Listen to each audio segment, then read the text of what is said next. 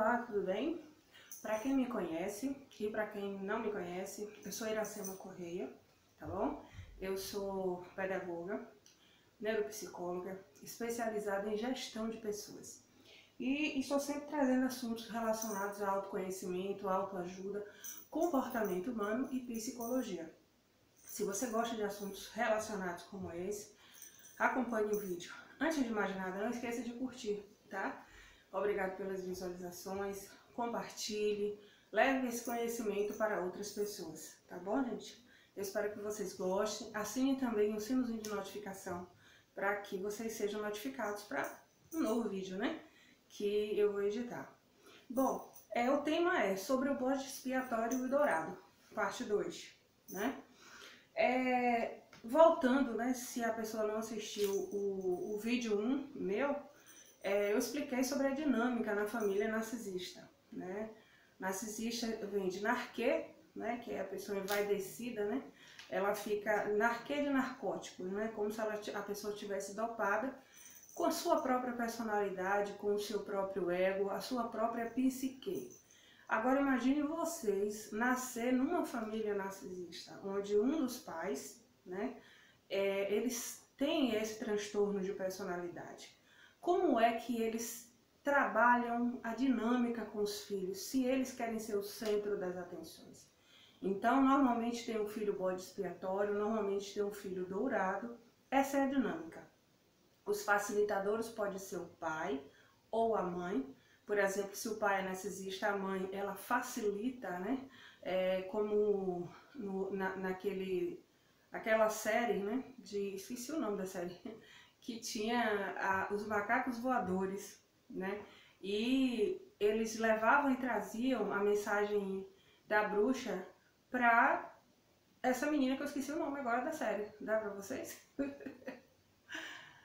É o Mágico de Oz. Minha diretora aqui me lembrou exatamente o Mágico de Oz. Por que macacos voadores, né? Macacos alados?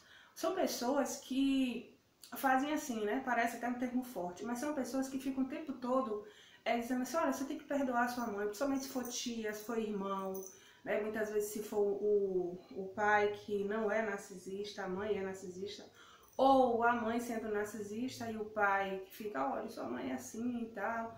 Então, a pessoa que vive numa dinâmica narcisista, ela sofre muito, principalmente se ela for o bode expiatório. Por quê? O bode expiatório, ele é empático. O que significa ser empático? Significa ser uma pessoa que se coloca muito no lugar do outro.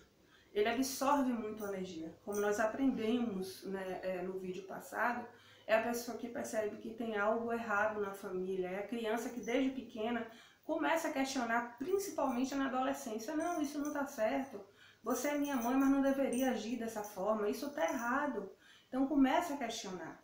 Hoje, com a questão dos direitos humanos, das redes sociais e de se poder denunciar as coisas, está um pouquinho mais fácil para haver denúncia, mas ninguém quer denúncia, né? O jovem, a criança, o adulto quer ter uma vida digna, né? Viver bem com a sua família, mas nem isso a pessoa está tendo direito, né? A família normalmente fica contra esse filho empata, esse filho que percebe as coisas. É um mobbing social, né? É um mobbing familiar, uma espécie de bullying que ele sofre no meio da sua família.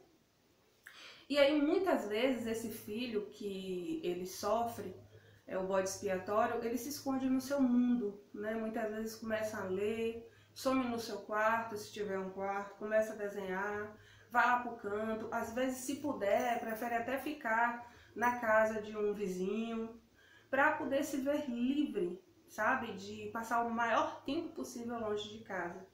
Então muitas vezes tem crianças que estão pedindo socorro e não sabem. Quando chega na fase adulta, tem uns que até casam logo, mas é só para se livrar mesmo desse terror que é a família. Às vezes ouvem músicas, né? Começa a ler e assim por diante. Cada um usa uma estratégia para poder se livrar do abuso que é dentro da família, né? A pessoa que é o bode expiatório, ele vive confuso, sem saber por que eu. Por que eu? Por que tanta cobrança em cima de mim? Por que minha família não gosta de mim? Por que minha mãe me persegue? Por que eu? né? Ele só vive confundido com isso, porque sofre muito gaslight, né? Gaslight.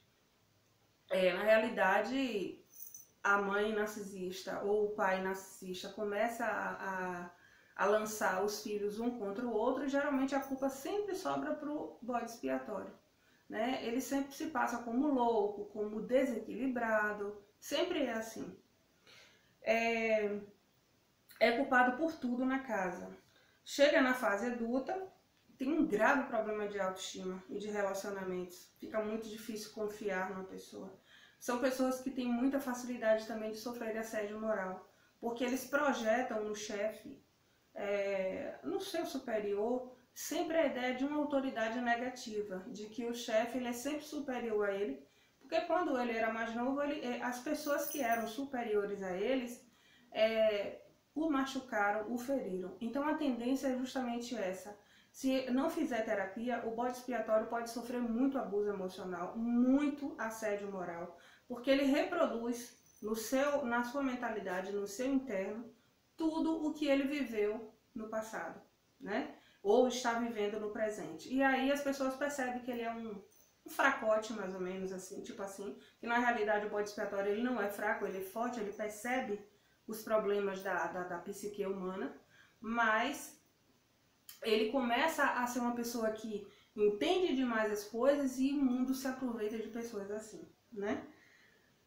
Bom, o dourado. Quem é o filho dourado? O filho dourado é o oposto, é o orgulho da família, né? Em toda família tem isso. Em toda família tem isso, não. Em toda família narcisista tem isso, né? O filho dourado é aquele que vai trazer glória e honra para a família. De pobre a rico, pode ser pobre, ele vai trazer glória para a família. Não, esse meu filho aqui, ele é casado, nunca se separou, né? E olha só como é que o filho é bonito, né? E aí é aquele filho que os pais, eles vão projetar os seus desejos. Mas olhe bem, o filho dourado não é que ele seja mais amado, ele não é. Ele é o fruto da projeção dos pais, da mãe narcisista que não conseguiu se realizar. Então projeta nesse filho justamente todas as suas frustrações, no caso com o bode expiatório, e os seus desejos, no caso do dourado. O que é que acontece? Facilita as coisas para ele, né? Tira do bode expiatório, tira dos outros filhos e dá justamente para o dourado tudo.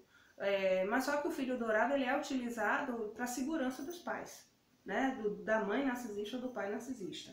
Alguma coisa ele está oferecendo para a família narcisista, para eles trabalhar em cima, né, desse filho dourado. Ele traz glória para a família, elevando a grandiosidade da mãe e do pai narcisista. E o que é que vai acontecer? O filho ele vai fazer de tudo para agradar o pai, né? Vai fazer de tudo para agradar o pai e a mãe, em troca, né, desse desejo de receber atenção, de receber elogios. O que é que acontece? Normalmente se torna um narcisista em potencial.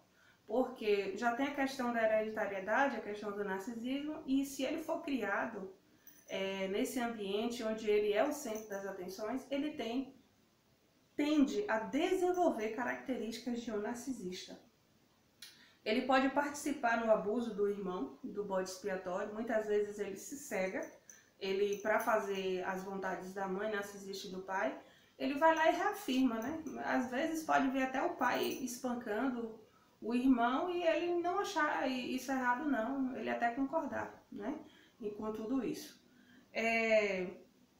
Por outro lado, pode ser também difícil pelo fato do dourado gostar da proteção e da bajulação. Perceber que os irmãos não recebem igual e veem o sofrimento deles. Talvez, se ele tiver caráter, ele talvez se incomode com a situação de ver ele como filho dourado, recebendo todos os elogios, mas é muito difícil. Ao mesmo tempo, ele pode gostar, ele vai dizer assim, o que é que eu tenho a perder? Porque não existe muita afeição, muito afeto entre eles. Talvez o afeto pode ter existido durante a infância, mas depois quando cresce, os irmãos eles viram mais inimigos, né? Porque assim, como eu falei, a mãe narcisista, o pai narcisista, eles falam entre si separadamente com os filhos. Então fica levando de um para o outro, de outro para um. E o filho bode expiatório, ele percebe isso há muito tempo. E ele começa a ver que isso está errado. Os outros irmãos não percebem, mas o bode expiatório percebe. Tem essa sensibilidade. E normalmente são pessoas empatas, extremamente sensíveis, né? O dourado, ele concorda, né, com tudo que a mãe e o pai dizendo amém. Concorda com tudo. Para receber o bom tratamento da mãe, o bom tratamento do pai. É como se fosse uma compensação. Na realidade, todos os filhos desejam a atenção do pai e da mãe, né? Olha só que dinâmica perigosa. Fica ao lado deles para receber amor. Então, assim, para o bode expiatório, ele é humilhado, ele é censurado, ele é culpado para receber todos os defeitos da família, né? Para o filho dourado, favores especiais, elogios, tudo. É totalmente diferente. O bode expiatório, geralmente, quando cresce, ele não mostra muita alegria, tem dificuldade de expressar as emoções, tem muito medo de se entregar, porque acha que vai passar pela mesma situação que ele passou durante a infância, entendeu? Justamente pelo fato de brincarem com os sentimentos dele. Já o filho dourado tende a virar narcisista, nem que seja narcisista mesmo de herança, mas possui fortes traços de narcisista. E tende normalmente a ter uma vida mais estabilizada, mais bem sucedida, porque recebeu muito apoio na infância. Muitas vezes o bode expiatório pode não ter recebido muito apoio, até o psicológico dele ser desestruturado. Então você veja que dentro de uma família pode acontecer essas duas situações, de duas pessoas serem criadas, mas dessa forma sim, né? Por outro lado, o dourado com tanta proteção da família pode se tornar um fracote, entendeu?